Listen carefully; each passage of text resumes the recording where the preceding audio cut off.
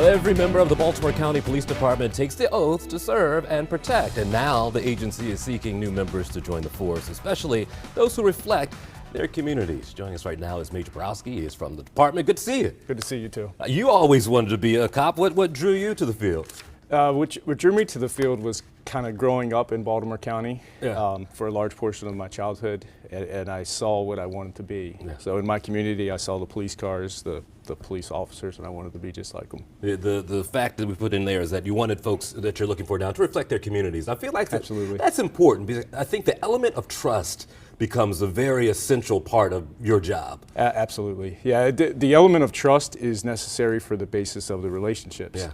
And the relationships are what we build our profession upon. So it's nice to be able to build that basis of trust, and the relationships will lead to hopefully employment with the police department. The interaction between the department and the community members, I think is better than it's ever been. The fact that you guys are doing the blitz now to get people to apply makes me feel like these positions might be harder nowadays to fill. Is that the feeling? They are harder to fill than they have been traditionally in the past. Yeah. But I'm happy to report to you and to everybody that I do believe it's turning around for us. We've had increased applications over the past couple of years. In 2021 versus 2025, we're almost double now as far as applicants what we were back then, which is showing us that it's turning around and people are more likely to file the application and join the force. We're taping this on Friday, airs on Sunday. I was taking the kids to school this morning. City cops, I saw their recruits doing the laps around the training center this morning. Yeah, perfect advertising if someone wants to join. 100%. What approach do you have to take now? Because I'm guessing it's gone beyond just putting an ad in the paper. You have to get these recruits where they are, I guess. Absolutely, yeah. We take several different approaches.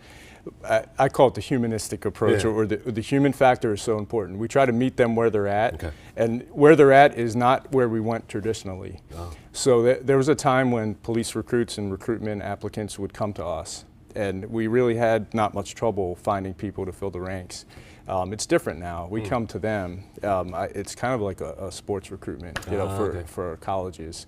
We identify, different groups of people, different areas that we want to draw applicants from, and we meet them where they're at. If it's a community event, we meet them at the community event. If it's at the school, we meet them at the school. Colleges, we do a variety of different things. We still do our advertisements, our billboards, radio ads, and all that, because it's important to stay relevant. Yeah.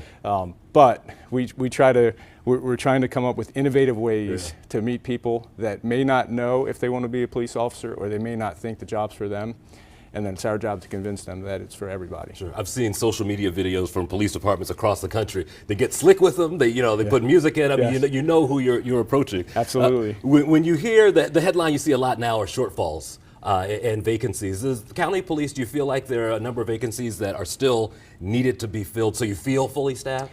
Absolutely, yeah. We have vacancies, and I think the one thing that we don't credit enough is the people that are here through those vacancies. Our patrol officers that are out there every day, day in and day out, they're the ones that really feel the brunt of the vacancies. Sure. Being a larger department, we're able to absorb it a little bit better, but there's no doubt that the vacancies do affect, overall manpower or personnel per day.